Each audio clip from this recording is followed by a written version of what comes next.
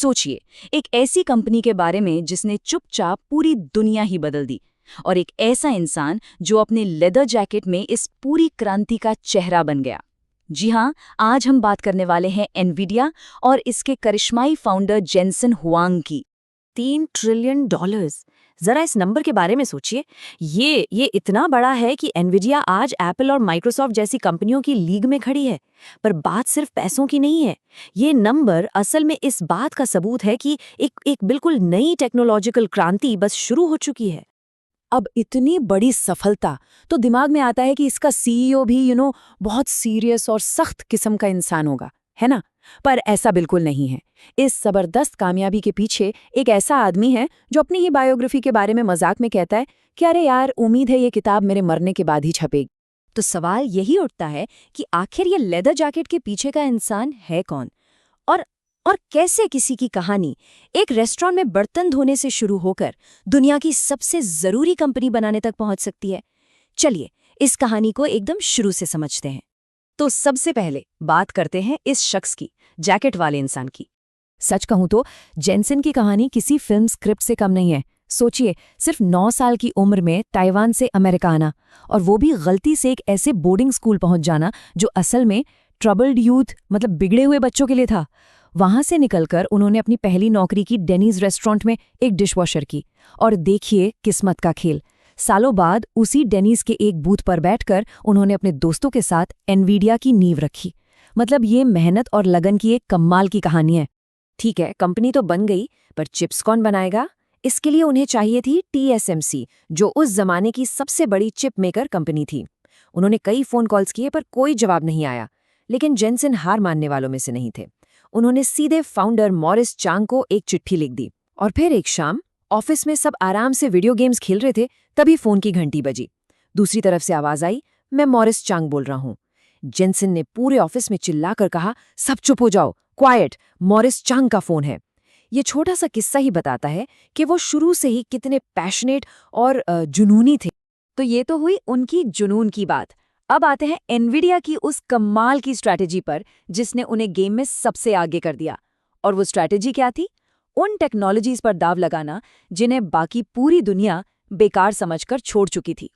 देखिए, इसको समझने के लिए 2 तरह के चिप्स के बारे में सोचना पड़ेगा। एक है CPU, यानी हमारे कंप्यूटर का दिमाग। ये एक स्पेशलिस्ट डॉक्टर की तरह है, एक बार में एक मुश्किल ऑपरेशन बहुत तेजी से कर सकता है। और दूसरी तरफ है GPU, जैसे असल में गेमिंग के लिए बनाया गया था। ये एक मल्टीटास्कर है। मान लीजिए जैसे एक साथ सैकड़ों छोटे छोटे काम फटाफट निपटा देना। इसी कमाल की चीज को हम कहते हैं पैरेलल कंप्यूटिंग। और बस यहीं पर जेनसन ने 2 ऐसे दांव खेले जिन्हें उस समय लोग लिटरली करियर सुसाइड कह रहे थे। पहला दांव था पैरेलल कंप्यूटिंग पर, एक ऐसी चीज जिसे प्रोग्राम करना लगभग नामुमकिन माना जाता था। और दूसरा दांव था न्यूरल नेटवर्क्स पर, AI का एक ऐसा कॉन्सेप्ट जिसे ज्यादातर रिसर्चर्स पुराना और एक फेल्ड आइडिया मानकर भूल चुके थे। लेकिन जेनसन को इन दोनों फेल्ड आइडियाज में ही भविष्य नजर आ रहा था। और ये रास्ता आसान तो बिल्कुल भी नहीं था। जेनसन ने खुद कहा है कि पैरेलल कंप्यूटिंग में सफलता की राह लाशों से पटी है। इसका मतलब ये था कि उनसे पहले कई कंपनियां इसमें कोशिश करके तबाह हो चुकी थीं। एनवीडिया को उनकी गलतियों से सीखना था और उन लाशों के ऊपर से गुजरकर आगे बढ़ना था। और फिर आया साल 2012 का वो टर्निंग पॉइंट। एलेक्सनेट नाम के एक रिसर्च पेपर ने पूरी दुनिया को हिला के रख दिया। इस पेपर ने ये साबित कर दिया कि जब आप एक न्यूरल नेटवर्क को एनवीडिया के गेमिंग GPU पर ट्रेन करते हैं ना, तो रिजल्ट्स 1000 गुना 1000x तेजी से मिलते हैं।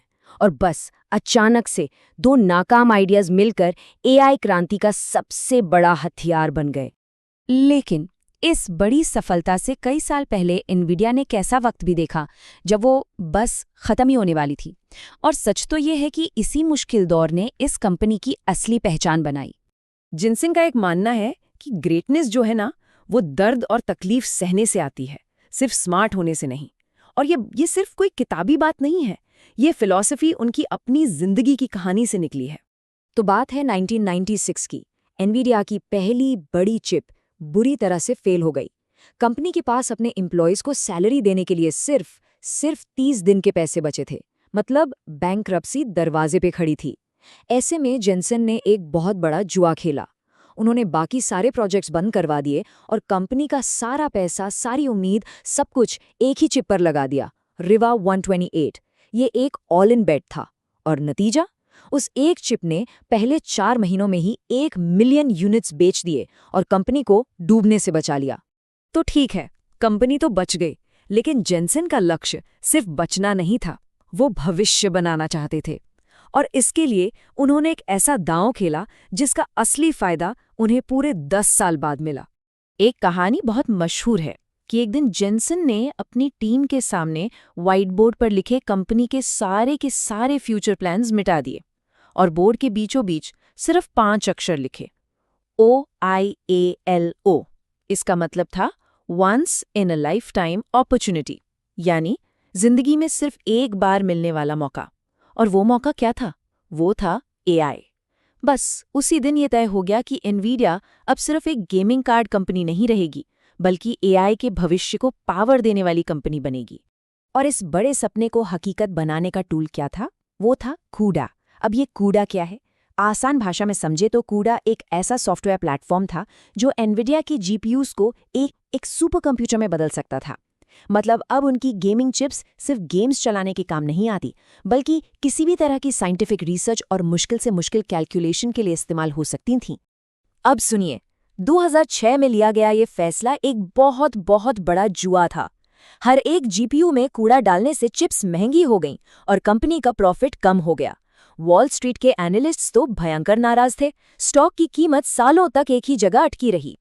लेकिन जेनसेन अपनी दूर की सोच पर अड़े रहे। वो असल में AI क्रांति के लिए एक दशक पहले से ही तैयारी कर रहे थे, उस वक्त जब किसी को इसका दूर दूर तक अंदाजा भी नहीं था। और अब चलिए देखते हैं कि कैसे इन सभी फैसलों ने, इन सभी दावों ने मिलकर एनवीडिया को आज AI की दुनिया का सबसे बड़ा, आप कह सकते हैं, शस्त्र विक्रेता बना दिया। तो आखिर एनवीडिया की पूरी प्लेबुक क्या थी? चलिए इसे समराइज करते हैं। नंबर 1, उस टेक्नोलॉजी पर दांव लगाओ जिसे दुनिया रिजेक्ट कर चुकी हो।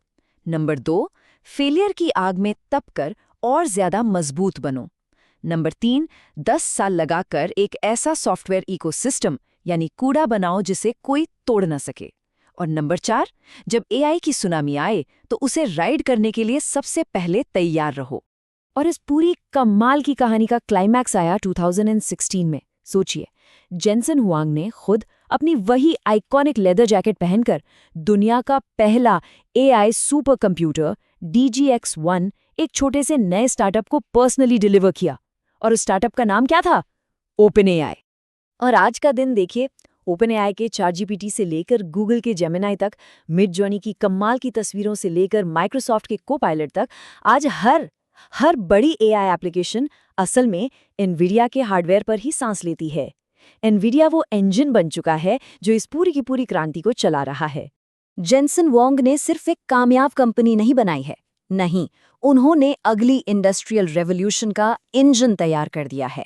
और अब सबसे बड़ा सवाल यही है कि ये शक्तिशाली इंजन हम सबको, पूरी इंसानियत को आखिर किस मंजिल तक ले जाएगा।